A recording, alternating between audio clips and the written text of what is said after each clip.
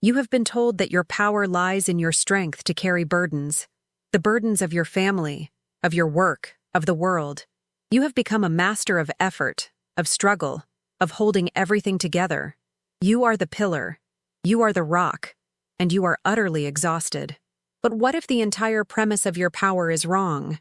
What if your true power is not in your capacity to hold, but in your capacity to attract? What if you were never meant to be the warrior, fighting for your place in the world, but the queen, whose very presence organizes the world around her? The model of power you have been sold is a masculine one. It is a lie that has kept you in a state of perpetual doing, while denying your most potent, most effortless, and most feminine gift, your magnetic field. In the next few moments, I will show you how to put down the heavy shield of the warrior and to pick up the invisible scepter of the queen. Prepare to stop trying so hard. Prepare to become irresistible. You have been taught that power is a weapon to be wielded, a mountain to be climbed, a battle to be won. You have been taught that to be strong, you must be hard. To be successful, you must struggle. To be worthy, you must sacrifice. This is the great lie of the masculine dominant world, and it has left your soul in a state of profound and wearying drought. The sound of the sistrum becomes clearer, more rhythmic. The lotus flower begins to slowly, almost imperceptibly, open its petals. But there is another kind of power, a power that does not push, but pulls, a power that does not conquer, but captivates. It is the power of the sun-drenched river, the fertile earth, the full moon. It is the power of magnetic, unapologetic, and divine self-adornment. It is the power of the queen.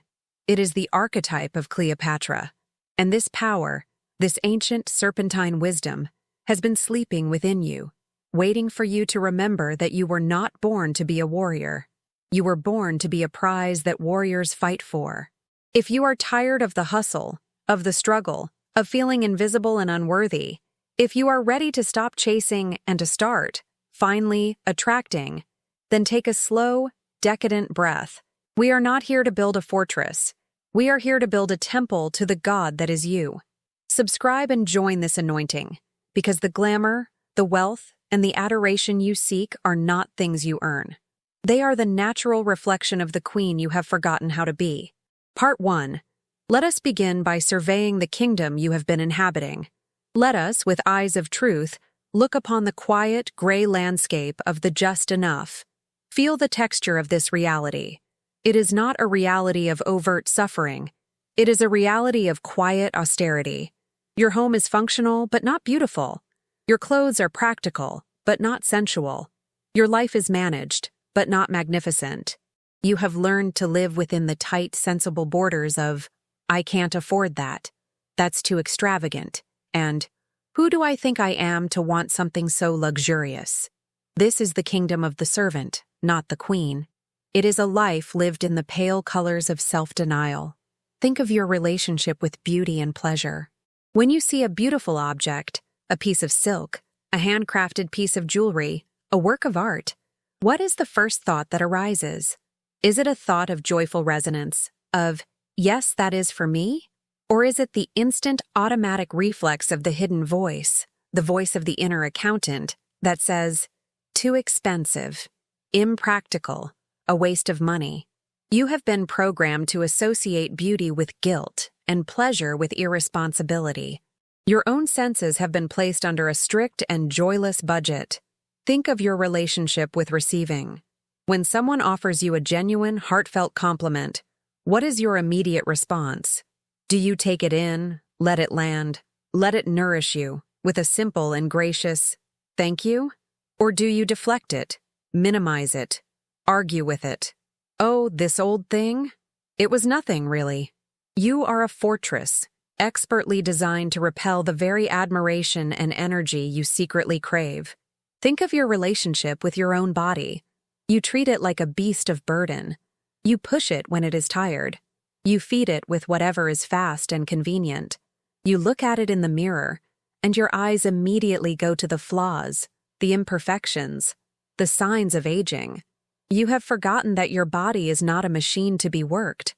It is a temple to be anointed. It is the sacred vessel for your divine essence, and it deserves to be perfumed, adorned, and worshipped. This kingdom of just enough is a self-imposed exile from your own divine feminine power. You have been running the program of the good girl archetype. The good girl is selfless. She is humble. She doesn't ask for much. She puts everyone else's needs first. She believes her worth comes from her usefulness, from her sacrifice. She is praised for her practicality and her modesty. She is the backbone of the world, and she is slowly, quietly, dying inside from a lack of beauty, a lack of pleasure, a lack of being truly, deeply, and extravagantly cherished. The Cleopatra archetype is the antidote to the poison of the good girl. It is the voice that says, "My pleasure is not a luxury, it is a necessity. My beauty is not a vanity, it is a sacred offering. My worth is not something I earn, it is the very fabric of my being." The quiet desperation you have been feeling, the sense that your life has lost its color, its juice, its magic, that is the cry of the forgotten queen, locked in the gray tower of your own sensible and self-imposed limitations. She is starving for gold, for silk, for perfume, for adoration, not for their own sake, but because these are the energetic frequencies of her native realm, and she knows it is time to come home. Part 2. Who is this queen that we are here to awaken? In the language of the Nile, her name is Cleopatra. Again, we must be careful. We must push past the shallow, historical, and often misogynistic caricature that the world has given us. The world shows you Cleopatra the seductress, the political manipulator, the decadent queen who led a great man to his ruin. That is the patriarchal shadow projection, designed to make you fear this kind of female power. We are not interested in that story. We are interested in the archetypal blueprint she represents. The Cleopatra archetype is the embodiment of the enchantress, the alchemical queen, the high priestess of the divine feminine. She is the living union of power and beauty, of spirit and sensuality. Let us understand her attributes. First, Cleopatra is the master of magnetic power. Unlike the warrior or the king, who project their will out into the world through action, the queen does not act. She attracts. Her power is not a sword, it is a gravitational field. She does not chase. She draws. She creates a reality so beautiful, so pleasurable, so intoxicating, that the world, the power, the wealth, the devotion, all come to her. She understands that true power is not in doing, but in being. Being so aligned with your own value, your own pleasure, your own divinity, that you become an irresistible magnetic force. Second, Cleopatra is the high priestess of sensual alchemy. She understands that the physical world is not a profane distraction from the spiritual. She knows that the body is a gateway to the soul. She uses the senses, scent, touch, sight, sound, not for mere hedonism, but as tools for altering consciousness. The famous story of her sailing to meet Mark Antony on a barge with perfumed sails is not just a story of seduction. It is an act of high magic. She was not just seducing a man. She was enchanting a reality. She was creating a resonant field of such exquisite beauty and pleasure that anyone who entered it was instantly lifted into a higher, more divine state of being. To activate the Cleopatra archetype is to reclaim your senses as your sacred tools for creation. Third, Cleopatra embodies unapologetic self-worth. She does not derive her value from the approval of others. Her value is self-evident. It is her birthright as a living goddess, a daughter of Isis. The legendary stories of her bathing in milk and honey, of her adorning herself with the most precious jewels, these were not acts of vanity. They were declarations of energetic truth. They were rituals of self-anointing. She was telling the universe, and her own subconscious mind, I am worthy of the best. I am the vessel for the highest and most beautiful energies. This profound inner state of divine entitlement is the very source of her magnetic power. The world treats you the way you treat yourself. Cleopatra treated herself like a goddess, and so the world bowed down before her. Finally, the Cleopatra archetype is the union of the serpent and the sun. She is often depicted with the cobra, the uraeus, on her crown. The serpent is a symbol of the earth, of the primal feminine, of sexuality, of hidden wisdom, of death and rebirth. She is also a daughter of Ra, the sun god. She embodies the light, the consciousness, the divine will of the masculine principle. She is not just a receptive feminine. She is the alchemical marriage of the two. She is the queen who has integrated her own inner king. She has both the magnetic, receptive power of the moon and the radiant, projective power of the sun. This is what makes her a complete and sovereign creator. Magnetic attraction, sensual alchemy, divine self-worth, and the union of opposites. This is the sacred blueprint of the queen. It is not a historical role. It is a state of consciousness. It is a frequency. And it is a frequency that you were born to embody. Part 3. Before a queen can ascend to her throne, she must first identify and renounce the vows of the servant who has been occupying her palace. Within the psyche of so many modern people, especially women, lives a powerful and deeply entrenched shadow archetype, the inner nun or the ascetic. This is the part of you that has taken a subconscious vow of poverty, of chastity, in the sense of anti-pleasure, and of obedience to a harsh, judgmental inner god. This archetype was programmed into our collective DNA over centuries of patriarchal religious conditioning that taught that the body is sinful, that pleasure is a distraction from God, and that a holy woman is one who is modest, self-sacrificing, and poor in spirit. Let us, with compassion, perform a diagnostic to see if your inner nun is secretly running your life. Symptom number 1. The guilt of receiving. How do you feel when you receive a gift, especially one that feels extravagant or undeserved? Do you feel a clean, simple joy? Or do you feel a subtle or not-so-subtle wave of discomfort, of guilt, of feeling that you are now indebted to the giver? This is the inner nun's programming. She believes she is not worthy of receiving without first having earned it through immense sacrifice. She is comfortable in the role of the giver, but terrified of the role of the receiver. Symptom number 2. The apology for beauty.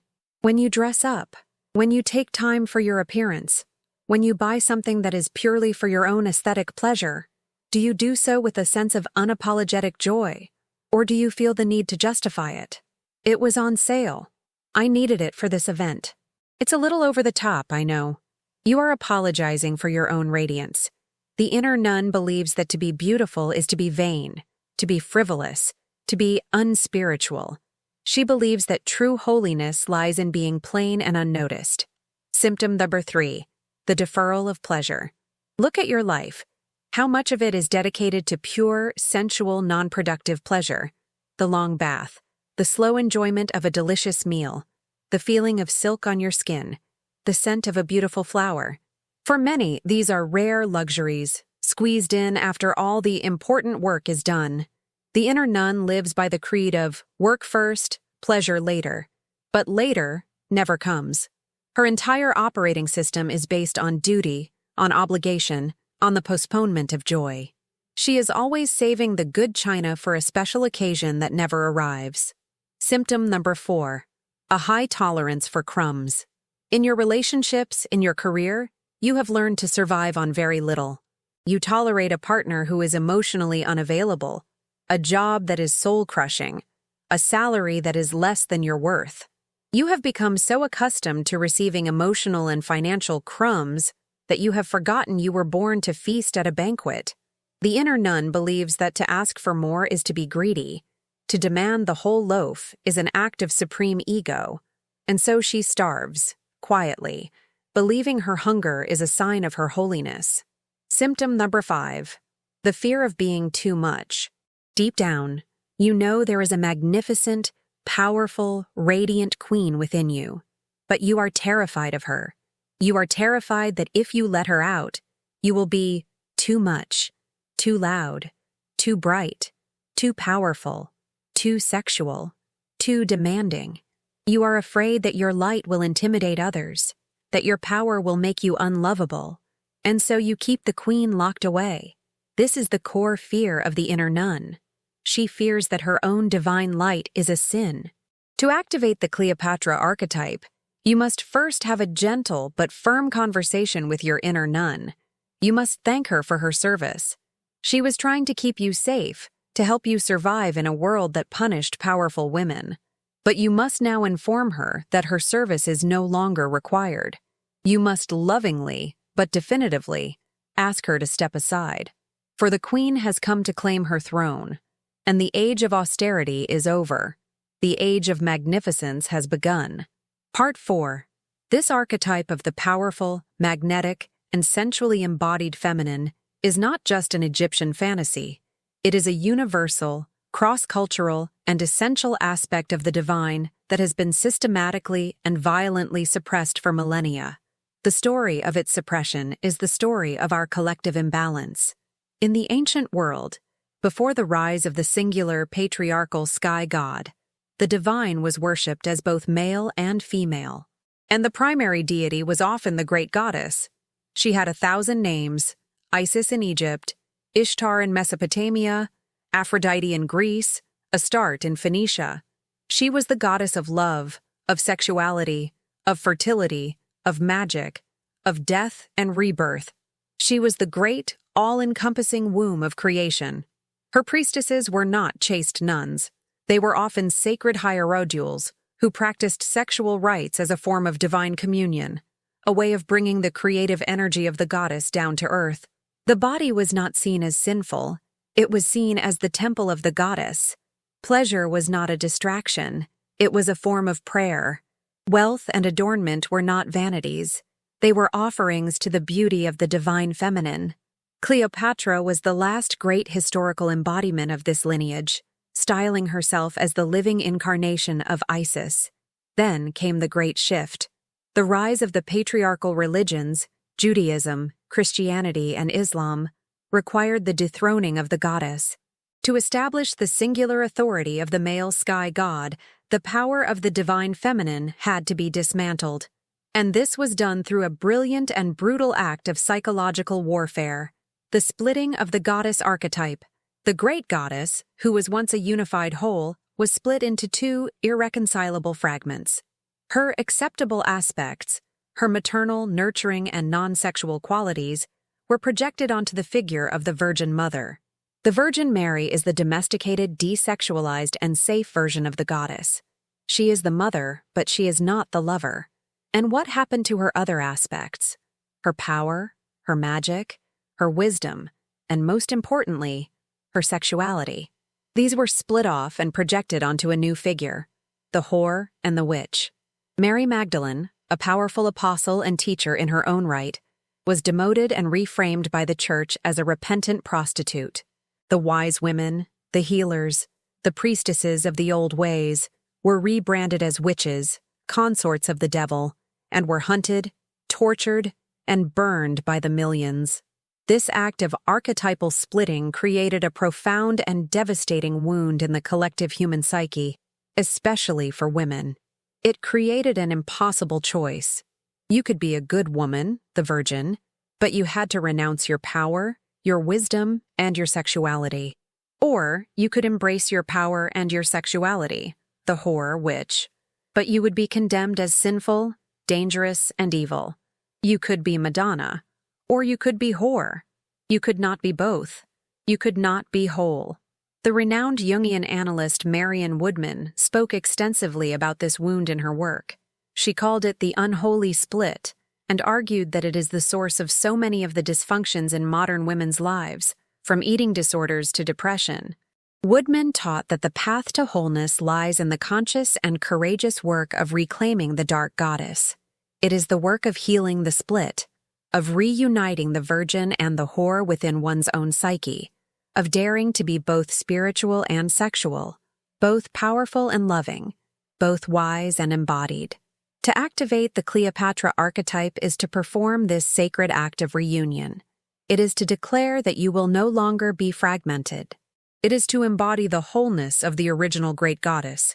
You are the loving mother, the radiant virgin, the wise crone, and the sensual, powerful, magical lover all in one. You are the complete divine feminine, and you are no longer asking for permission to be whole. Part 5. The activation of the queen is not an intellectual process. It is a sensual, embodied, and ritualistic one. You cannot think your way into feeling like a goddess. You must anoint yourself. You must begin to treat your body and your life with the reverence and the luxury that befits a temple. This is the beginning of the great reprogramming. You are going to use the language of the senses to overwrite the old ascetic code of the inner nun. You are going to teach your nervous system, on a cellular level, that pleasure is safe, that beauty is your birthright, and that you are infinitely worthy of receiving. Let us begin with a sacred ritual of anointing. This is a practice you can do after a bath or a shower. It is your initiation into the temple of your own body. This is the moment you stop treating your body like a beast of burden and start worshiping it as an altar. It is a radical act of self-love that sends a shockwave through your old programs of unworthiness. If you are ready to begin this sacred, sensual journey of self-anointment, then I invite you to declare your worthiness now. Click the like button. Let it be a conscious yes to your own pleasure, your own beauty, your own divine embodiment. You are not just liking a video. You are casting a vote for a new reality where you are the object of your own sacred adoration. Now, for the ritual. You will need a high-quality body oil. Choose one with a scent that feels utterly luxurious and divine to you. Rose, jasmine, sandalwood, frankincense. This is not the time for practicality. This is an investment in your own divinity. After your bath or shower, stand naked in front of a mirror in a warm, softly lit room. This is not an act of vanity, of judging your flaws. This is an act of seeing. You are looking at the temple. Pour a small amount of the sacred oil into your hands. Warm it.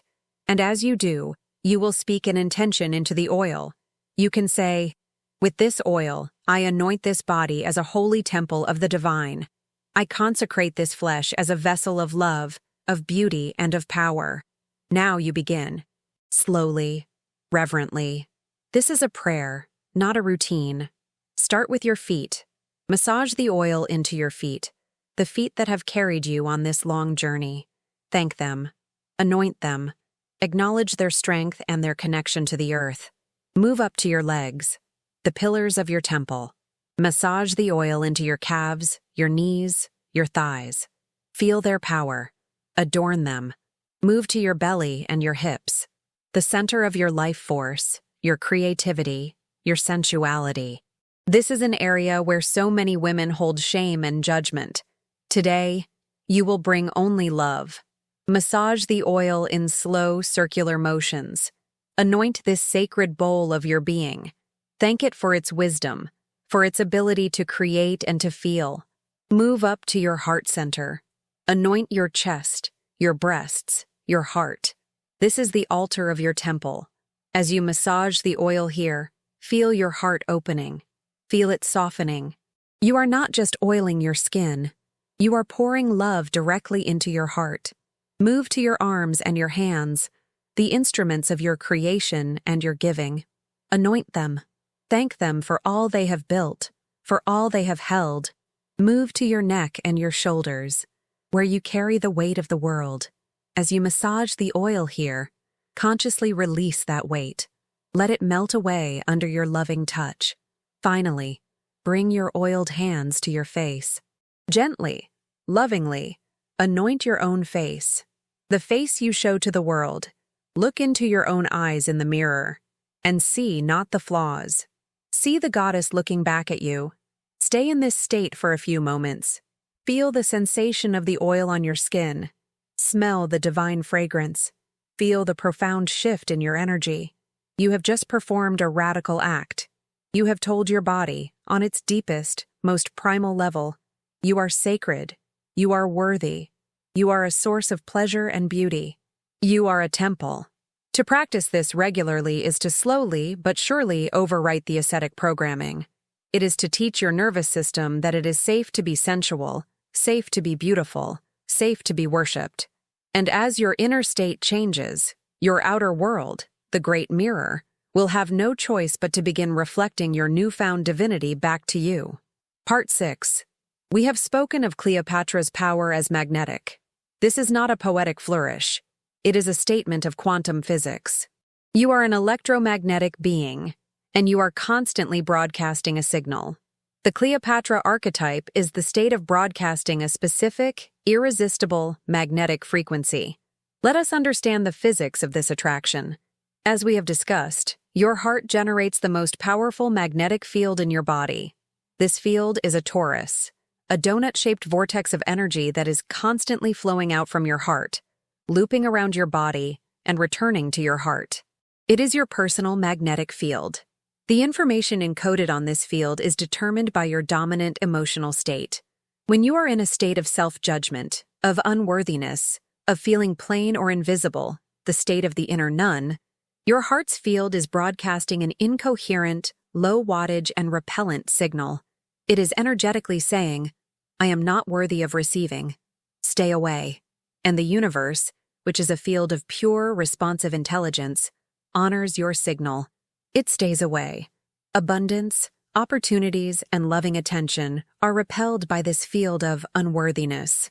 When you activate the Cleopatra archetype, you are consciously choosing to change this broadcast. You are choosing to generate the feelings that create a coherent, high wattage, and powerfully attractive magnetic signal. What are the specific frequencies of this Cleopatra signal? The first is pleasure. The program of the ascetic has taught you that pleasure is a guilty pleasure, something to be earned or paid for later. The Queen knows that pleasure is a state of divine communion. It is the feeling of life enjoying itself through you. When you are in a state of genuine sensual pleasure, your nervous system relaxes, your heart opens, and you broadcast a powerful, coherent signal of all is well, it is safe to receive. The universe is drawn to the frequency of joy. It wants to give more of itself to that which is already enjoying it. To prioritize your own pleasure is not selfish. It is a powerful act of manifestation. The second is self-adoration. This is not the insecure vanity of the ego, which needs others to tell it that it is beautiful. This is the quiet, profound, and unshakable knowing of your own divine beauty. It is the feeling you cultivate during the anointing ritual. It is a state of being in love with your own unique essence. When you are in a state of self-adoration, you broadcast the frequency of, "I am a treasure." And the law of resonance dictates that the universe must then bring you people and circumstances that treat you like a treasure. You cannot be adored by the world until you are first adored by yourself. The third is receptivity. The ascetic is closed to receiving. The Queen is a master of the open hand. She is an empty vessel, waiting with a quiet, confident patience to be filled. The feeling of receptivity is a state of profound trust. It is the feeling of, "I know that what is mine is already on its way to me. I do not need to chase it. I need only to prepare a beautiful space for its arrival." This calm, open, trusting frequency is perhaps the most magnetic of all. It is a silent command to the universe to deliver its gifts to your door. Pleasure, self-adoration, and receptivity. These three feelings, when cultivated and blended, create the magnetic signature of the Queen. They create a powerful, coherent, and attractive vortex in the quantum field. Your work is not to go out and get wealth and glamour. Your work is to stay within your temple and to cultivate these three frequencies so consistently that they become your dominant state of being. You must become so radiantly magnetic that the wealth, the glamour, the love, the success, has no choice but to find its way to you. It is not magic. It is the law of magnetic resonance. Part 7. As you begin to embody this new magnetic frequency, your very presence begins to change. And one of the most powerful tools of the Queen, one of her primary ways of influencing reality, is her gaze. Think of the legendary descriptions of Cleopatra. It was said that her power was in her eyes, that to be held in her gaze was to be completely captivated, enchanted. This is not just a myth. It is a description of an energetic technology. The eyes are not just passive receivers of light. They are active projectors of consciousness.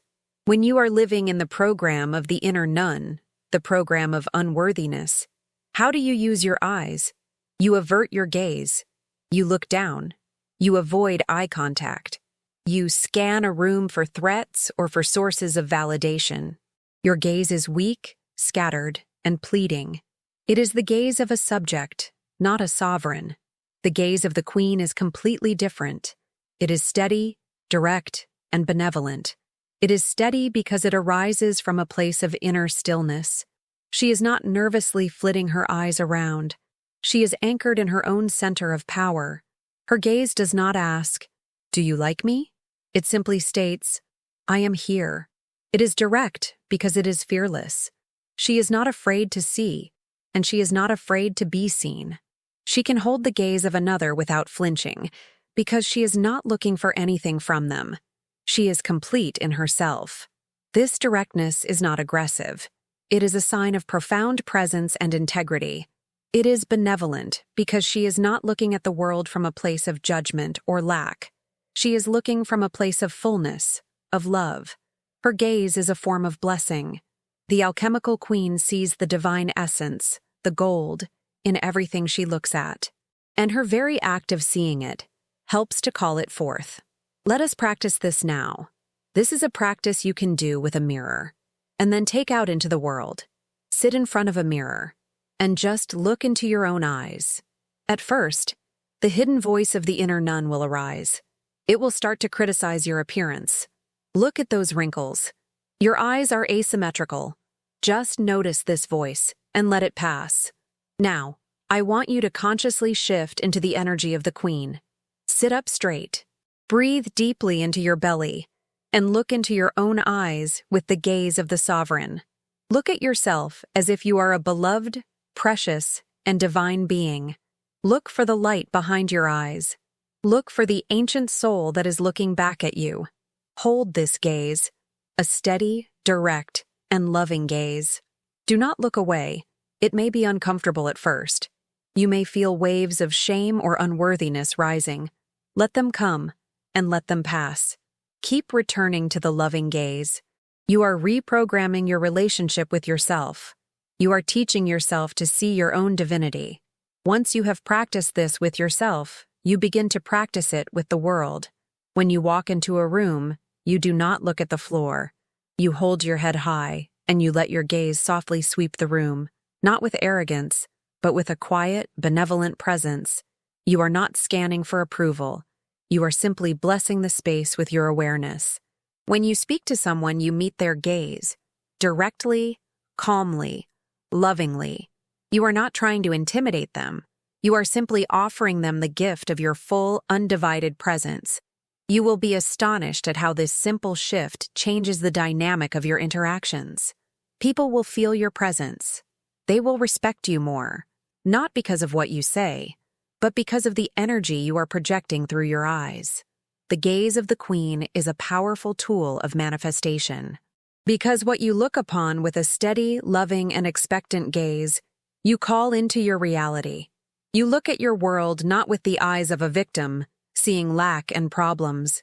You look with the eyes of a queen, seeing beauty, seeing potential, seeing abundance. And your world, held in this benevolent and powerful gaze, begins to blossom. Part T8. A queen does not rule alone. She is surrounded by a court, a council of allies, of advisors, of supporters who reflect and amplify her own magnificence. As you begin to embody the Cleopatra archetype, the law of resonance will begin to assemble your royal court. When you were living as the servant, as the inner nun, you attracted a different kind of court. You attracted other servants, other victims, energy vampires, and people who needed you to be small so they could feel big. Your relationships were often based on a shared sense of lack, of complaint, of codependency. It was a court of misery. As you step into your sovereignty, this old court will begin to dissolve. It must. Your new, high frequency of self-worth and radiance will become profoundly uncomfortable for those who are invested in their own stories of powerlessness. Some may attack you, calling you arrogant or selfish. This is the sound of their own program fighting for its survival in the face of your light. Others will simply quietly drift away. They will seek out other low-frequency fields where their parasitic patterns can continue to feed. Do not grieve this. Do not try to hold on to them. This is a necessary and beautiful clearing. You are making space for the arrival of your true court. Who are the members of this royal council? They are the admirers. These are the people who are genuinely and joyfully delighted by your light. There is no envy, no competition. They celebrate your beauty, your success, your power, because it inspires them. They reflect your own self-adoration back to you, amplifying it. They are the patrons. As you begin to value yourself and your gifts, the universe will bring you people who see that value and are willing and eager to invest in you. The client who pays you what you are truly worth, without negotiation. The mentor who opens doors for you. The investor who believes in your vision. These are the patrons who recognize the queen and wish to contribute to the flourishing of her kingdom. They are the loyal allies. These are the other sovereign beings, the other kings and queens in their own right.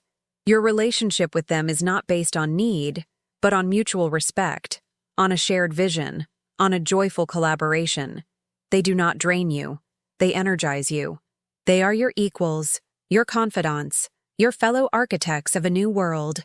They are the devoted consorts. If you desire a romantic partner, embodying the queen archetype will magnetize a partner who is worthy of you. Not a project to be fixed, not a child to be mothered, but a sovereign king who is looking for his equal. A partner who is not intimidated by your power, but is profoundly attracted to it. A partner who wishes to worship at your temple, not to plunder it. How do you attract this new court? You do not go out and network. You do not search for them. You prepare the palace.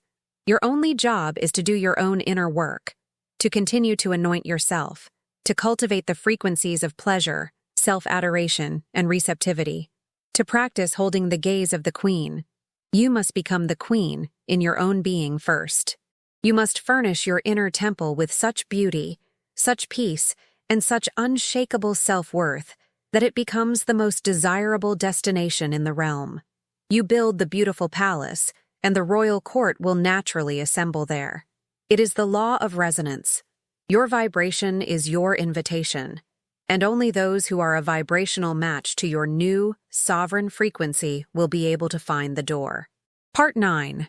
As we approach the culmination of this journey, we must make a crucial distinction. The world sees the Cleopatra archetype, and it sees glamour. It sees the external trappings, the gold, the jewels, the kohl-lined eyes, the political power, and the ego, the hidden voice, can easily get fixated on these things. It can turn this sacred activation into another materialistic quest for outer adornment. But glamour is a shadow of the real power. Glamour is an illusion that you create on the outside to convince yourself and others of your worth. It is a mask, a performance. The true power of the queen is not glamour. It is radiance. Glamour is something you apply. Radiance is something you are. Glamour is dependent on the external, the right clothes, the right makeup, the right lighting. Radiance is an inner light that shines out, regardless of the outer circumstances. Glamour is designed to attract attention. Radiance is the effortless byproduct of a soul that is so full of its own light that it simply overflows. The great work of activating the Cleopatra archetype is not about accumulating more glamour. It is about cultivating more radiance. The glamour is just the fun, beautiful, and often symbolic expression of the radiance that has been cultivated within. Where does this radiance come from? It comes from the consistent practice of everything we have discussed. It comes from a nervous system that feels safe. When your body is not in a constant, low-grade state of fight or flight, when it is not clenched with the fear of lack or unworthiness, it relaxes. And in that relaxation, your natural life force, your chi or prana, begins to flow freely. This free-flowing energy is the source of a vibrant, youthful glow that no cosmetic product can replicate. It comes from a heart that is open. When you are no longer defending the old wound of "I am not enough," your heart energy can expand.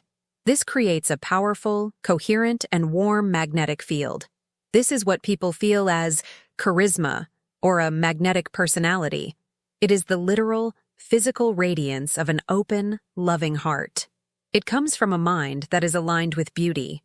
You have trained yourself, through conscious practice, to look for the beauty in yourself and in the world. This focus on beauty creates a specific harmonious geometry in your thoughts, which in turn organizes the light of your being into a beautiful, radiant pattern. And it comes from a soul that knows its own divinity. This is the core, the unshakable, inner knowing that you are a unique, precious, and magnificent expression of the one creative source. This is not an arrogant thought. It is a quiet, humble, and infinitely powerful state of being. The one who knows their own divinity does not need to prove it. They simply radiate it. This is the true wealth that the Cleopatra archetype offers. The outer wealth, the glamour, the beautiful things, they are a delightful bonus. They are the reflections in the mirror. But the real treasure is the inner state of radiance, because that is something no one can ever take from you. It is not dependent on the stock market, on your age, on your relationship status. It is the inexhaustible treasure of your own awakened, embodied, and sovereign soul. The world will chase the glamour, but you, the initiate, the alchemist, you will know the real secret. You will know that your only work is to tend to the inner flame. And as you do, your entire being will become a lantern, a sun, a radiant beacon, and the world, like a mesmerized moth, will have no choice but to be drawn to your beautiful, effortless, and divine light. Part 10. And so we arrive at the final, magnificent, and liberating revelation, the secret that is hidden even beneath the golden robes of the queen. We began this journey by surveying the kingdom of the empty throne. We have worked to depose the inner nun, to heal the archetypal wound, to anoint ourselves, to cultivate the magnetic field of the queen, and to finally claim our seat of power. But the final epiphany, the one that dissolves all striving and leaves only grace, is this. The throne was never empty. You have been on it all along. You, the pure, silent, divine consciousness, the I Am presence, have been sitting on the throne of your own being for your entire life, for all of eternity. You have never, for a single moment, abdicated your power, but you are a creator of such infinite power and imagination that you have performed the ultimate act of magic. You have dreamed a dream. You have projected a movie onto the screen of your own being. And in that dream, you cast yourself in the role of the forgotten queen, the servant, the one living in the kingdom of just enough. You wrote the script of your own unworthiness. You designed the costume of your own plainness. You created the illusion of an empty throne. Why? For the sheer, exquisite, dramatic joy of the story, for the adventure of forgetting your own magnificence, and for the breathtaking, ecstatic, and glorious feeling of this very moment, the moment of remembering. The journey to activate the Cleopatra archetype was not a journey of becoming the queen. It was a journey of remembering that you have been the queen all along, simply playing the role of the servant. And with this final, stunning recognition, the struggle ends. You no longer need to try to be magnetic. You are the magnet. You no longer need to practice self-worth. You are worthiness itself. You no longer need to cultivate receptivity. You are the infinite space of reception. The rituals, the practices, the anointings, they were not to make you into something you are not. They were the beautiful, loving, sensual tools that you, the dreamer, placed within your own dream to help you gently wake yourself up. They were the alarm clocks that you set for yourself. And now, you are awake. You can feel the golden crown on your head, not as a heavy object, but as a halo of your own radiant light. You can feel the silken robes around your shoulders, not as fabric, but as the texture of your own coherent energy field. You can feel the scepter in your hand, not as an object of command, but as the very power of your own focused, creative will. The hidden voice of the servant may still whisper from the corners of the palace, but you no longer believe it. You hear it with the amused, benevolent compassion of a queen, listening to the foolish fears of a court jester. You are not the one who was searching for wealth. You are the wealth. You are not the one who was seeking love. You are the love. You are not the one who is trying to become a goddess. You are the goddess, remembering herself. And from this throne of absolute, unshakable, and joyful knowing, your reign begins. Not a reign over others, but the effortless, radiant, and benevolent reign over the magnificent, beautiful, and abundant kingdom of your own blessed life. The Queen has remembered her name, and her name is your name. The anointing is complete. The reign has begun. If this journey has helped you to reclaim your own inner throne, subscribe and continue to walk in this magnificence with us. The world is a mirror. It has been waiting for its queen to return. And now, you are here.